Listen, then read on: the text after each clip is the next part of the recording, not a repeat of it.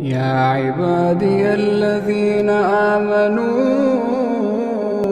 إن أرضي واسعة فإياي فاعبدون كل نفس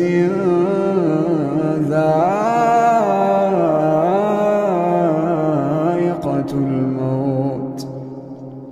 كل نفس ذائقة الموت ثم إلينا ترجعون والذين آمنوا وعملوا الصالحات لنبوئنهم من الجنة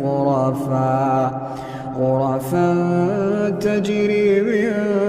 تحتها الأنهار خالدين فيها نعم أجر العاملين.